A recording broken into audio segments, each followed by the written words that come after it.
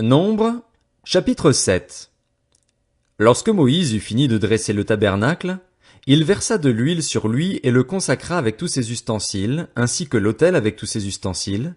Il versa de l'huile sur eux et les consacra. Alors les princes d'Israël, les chefs de famille, présentèrent leur offrande. C'étaient les princes des tribus, ceux qui avaient présidé au dénombrement.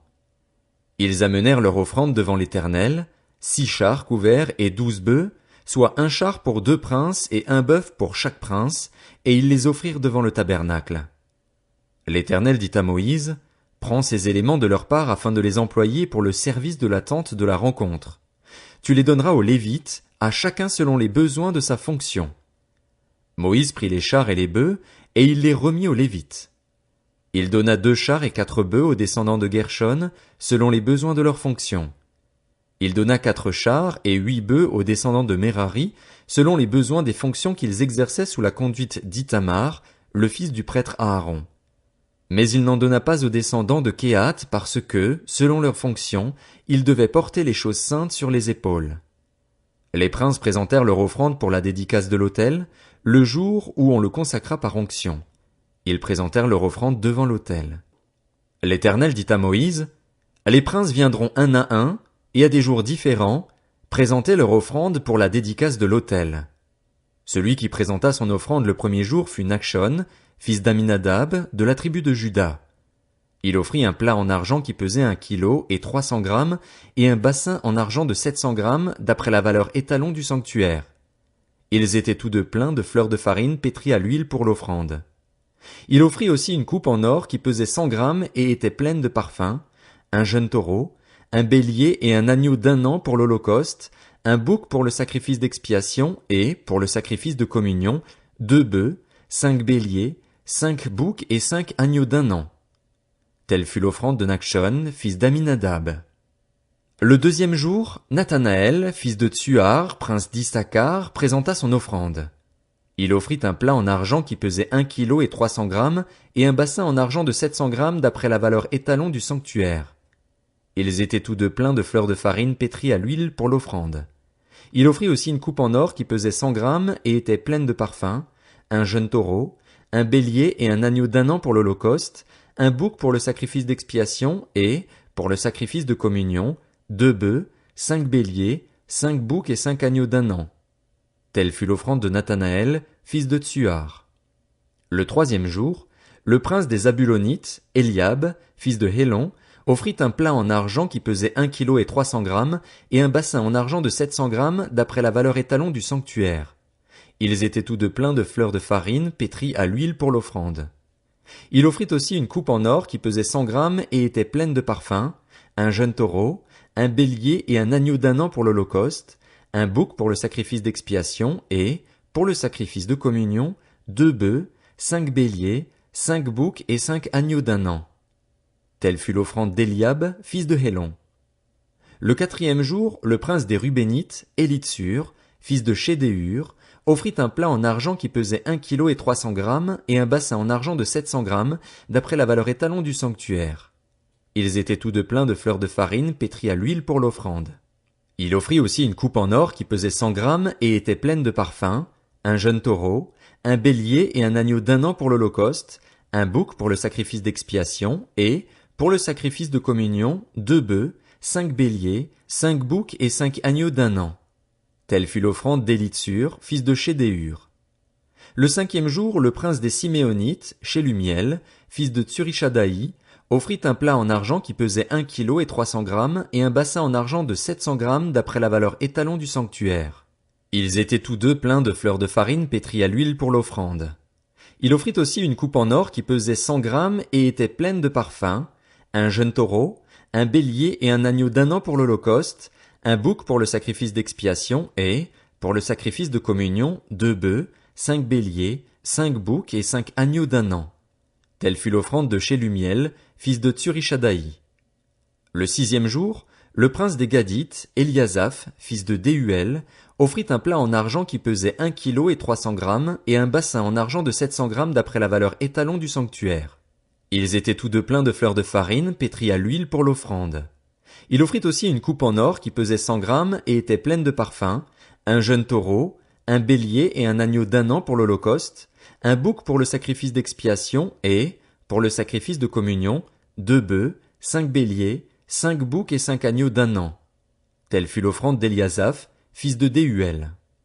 Le 7e jour, le prince des Éphraïmites, Élishama, fils d'Ammihuд, offrit un plat en argent qui pesait 1 kilo et 300 grammes et un bassin en argent de 700 grammes d'après la valeur étalon du sanctuaire.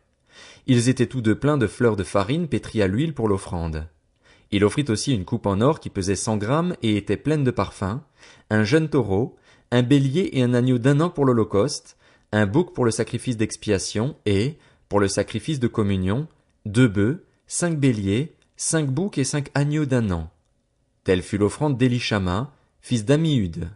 Le 8e jour, le prince des Manassites, Gamliel, fils de Pédatsur, offrit un plat en argent qui pesait 1 kilo et 300 grammes et un bassin en argent de 700 grammes d'après la valeur étalon du sanctuaire. Ils étaient tous deux pleins de fleurs de farine pétries à l'huile pour l'offrande. Il offrit aussi une coupe en or qui pesait 100 grammes et était pleine de parfums, un jeune taureau, un bélier et un agneau d'1 an pour l'holocauste, un bouc pour le sacrifice d'expiation et, pour le sacrifice de communion, 2 bœufs, 5 béliers, 5 boucs et 5 agneaux d'1 an. Telle fut l'offrande de Gamliel, fils de Pédatsur. Le 9e jour, le prince des Benjaminites, Abidan, fils de Gidéoni, offrit un plat en argent qui pesait 1 kilo et 300 grammes et un bassin en argent de 700 grammes d'après la valeur étalon du sanctuaire. Ils étaient tous deux pleins de fleurs de farine pétries à l'huile pour l'offrande. Il offrit aussi une coupe en or qui pesait 100 grammes et était pleine de parfums, un jeune taureau, un bélier et un agneau d'1 an pour l'holocauste, un bouc pour le sacrifice d'expiation et, pour le sacrifice de communion, 2 bœufs, 5 béliers, 5 boucs et 5 agneaux d'1 an. Telle fut l'offrande d'Abidan, fils de Gidéoni. Le 10e jour, le prince des Danites, Ahiézer, fils d'Amishadaï, offrit un plat en argent qui pesait 1 kilo et 300 grammes et un bassin en argent de 700 grammes d'après la valeur étalon du sanctuaire. Ils étaient tous deux pleins de fleurs de farine pétries à l'huile pour l'offrande. Il offrit aussi une coupe en or qui pesait 100 grammes et était pleine de parfums, un jeune taureau, un bélier et un agneau d'1 an pour l'holocauste, un bouc pour le sacrifice d'expiation et, pour le sacrifice de communion, 2 bœufs, 5 béliers, 5 boucs et 5 agneaux d'1 an. Telle fut l'offrande d'Ahiézer, fils d'Amishadaï. Le 11e jour, le prince des Azérites, Pagiel, fils d'Ocran, offrit un plat en argent qui pesait 1 kilo et 300 grammes et un bassin en argent de 700 grammes d'après la valeur étalon du sanctuaire. Ils étaient tous deux pleins de fleurs de farine pétries à l'huile pour l'offrande. Il offrit aussi une coupe en or qui pesait 100 grammes et était pleine de parfums, un jeune taureau, un bélier et un agneau d'1 an pour l'holocauste, un bouc pour le sacrifice d'expiation et, pour le sacrifice de communion, 2 bœufs, 5 béliers, 5 boucs et 5 agneaux d'1 an. Telle fut l'offrande de Pagiel, fils d'Ocran. Le 12e jour, le prince des Nephtalites, Ahira, fils d'Énan, offrit un plat en argent qui pesait 1 kilo et 300 grammes et un bassin en argent de 700 grammes d'après la valeur étalon du sanctuaire. Ils étaient tous deux pleins de fleurs de farine pétries à l'huile pour l'offrande.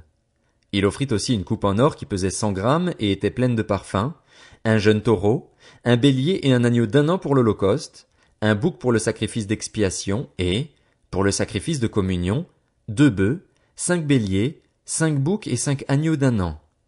Telle fut l'offrande d'Ahira, fils d'Énan. Tels furent les dons des princes d'Israël pour la dédicace de l'autel, le jour où on le consacra par onction.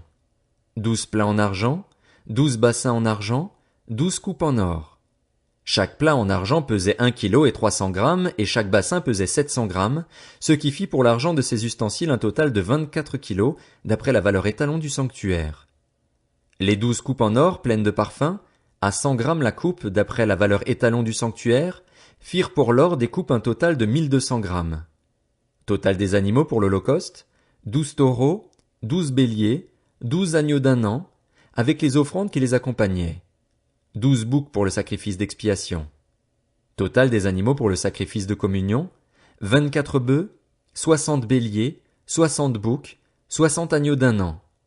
Tels furent les dons pour la dédicace de l'autel, une fois qu'on l'eut consacré par onction. Lorsque Moïse entrait dans la tente de la rencontre pour parler avec l'Éternel, il entendait la voix lui parler du haut du couvercle placé sur l'arche du témoignage entre les 2 chérubins. et il parlait avec l'Éternel. Nombre, chapitre 8.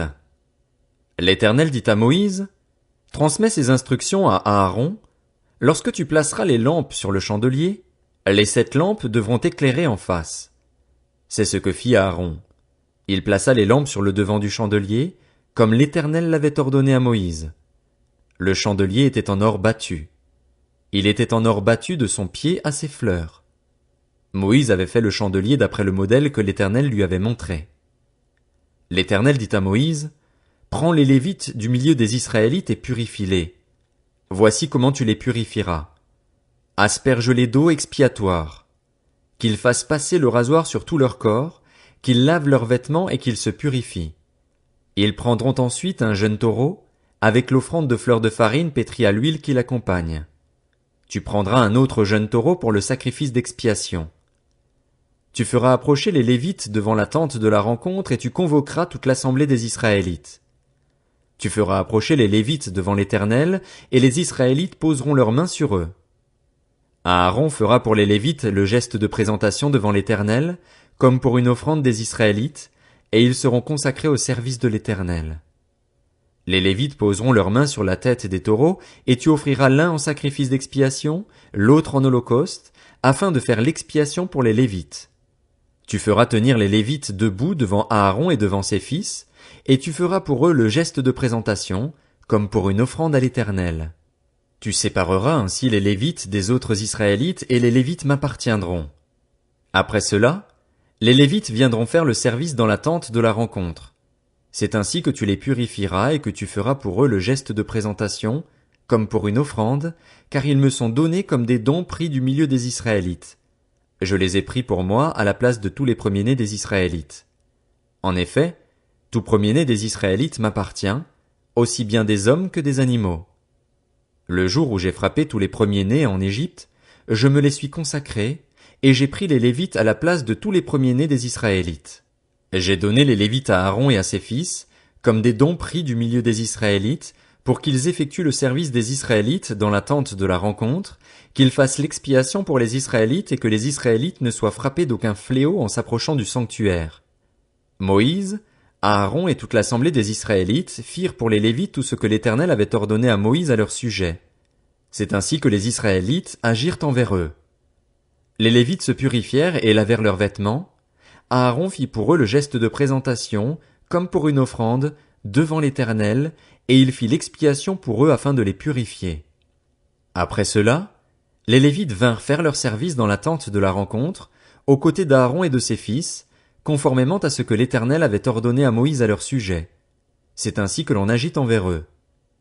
L'Éternel dit à Moïse, voici ce qui concerne les Lévites. Dès l'âge de 25 ans, tout Lévite entrera au service de la tente de la rencontre pour y exercer une fonction. Dès l'âge de 50 ans, il quittera sa fonction et ne servira plus. Il aidera ses frères dans la tente de la rencontre pour garder ce qui est confié à leur responsabilité, mais il ne fera plus de service. Voilà comment tu agiras envers les Lévites pour ce qui concerne leurs fonctions. Nombre, chapitre 9. L'Éternel parla à Moïse dans le désert du Sinaï, le premier mois de la 2e année après leur sortie d'Égypte. Il dit, que les Israélites célèbrent la Pâque au moment fixé. Vous la célébrerez au moment fixé, le 14e jour de ce mois, au coucher du soleil. Vous la célébrerez conformément à toutes les prescriptions et les règles qui s'y rapportent. Moïse ordonna aux Israélites de célébrer la Pâque, et ils célébrèrent la Pâque le 14e jour du premier mois, au coucher du soleil, dans le désert du Sinaï. Les Israélites se conformèrent à tous les ordres que l'Éternel avait donnés à Moïse. Il y eut des hommes qui étaient impurs à cause d'un mort et ne pouvaient donc pas célébrer la Pâque ce jour-là. Ils se présentèrent le jour même devant Moïse et Aaron et dirent à Moïse, « Nous sommes impurs à cause d'un mort. Pourquoi serions-nous privés de présenter au moment fixé l'offrande de l'Éternel parmi les Israélites ?» Moïse leur dit, « Attendez que je sache ce que l'Éternel vous ordonne. » L'Éternel dit à Moïse, « Transmets ces instructions aux Israélites. Si l'un de vous ou de vos descendants est impur à cause d'un mort ou bien est en train d'effectuer un long voyage, il célébrera néanmoins la Pâque en l'honneur de l'Éternel. C'est le 14e jour du 2e mois qu'ils la célébreront, au coucher du soleil. Ils la mangeront avec des pains sans levain et des herbes amères. Ils n'en laisseront rien jusqu'au matin et ils ne briseront aucun de ses os. Ils la célébreront suivant toutes les prescriptions de la Pâque. Si quelqu'un qui est pur et n'est pas en voyage s'abstient de célébrer la Pâque, il sera exclu de son peuple. Cet homme-là supportera les conséquences de son péché parce qu'il n'a pas présenté l'offrande de l'Éternel au moment fixé. Si un étranger en séjour chez vous célèbre la Pâque de l'Éternel, il se conformera aux prescriptions et aux règles de la Pâque. Vous aurez la même prescription pour l'étranger et pour l'Israélite. Le jour où le tabernacle fut dressé, la nuée couvrit le tabernacle, la tente de la rencontre. Depuis le soir jusqu'au matin, elle eut l'apparence d'un feu sur le tabernacle. Cela se passa constamment ainsi, la nuée couvrait le tabernacle, et la nuit elle avait l'apparence d'un feu. Quand la nuée s'élevait au-dessus de la tente, les Israélites partaient. Ils campaient à l'endroit où s'arrêtait la nuée. Les Israélites partaient sur l'ordre de l'Éternel et ils campaient sur l'ordre de l'Éternel. Ils campaient aussi longtemps que la nuée restait sur le tabernacle. Quand la nuée restait longtemps sur le tabernacle, les Israélites obéissaient au commandement de l'Éternel et ne partaient pas. Quand elle restait peu de jours sur le tabernacle, c'est sur l'ordre de l'Éternel qu'ils campaient et partaient. Si la nuée s'arrêtait du soir au matin et s'élevait le matin, ils repartaient. Si elle s'élevait après un jour et une nuit, ils partaient.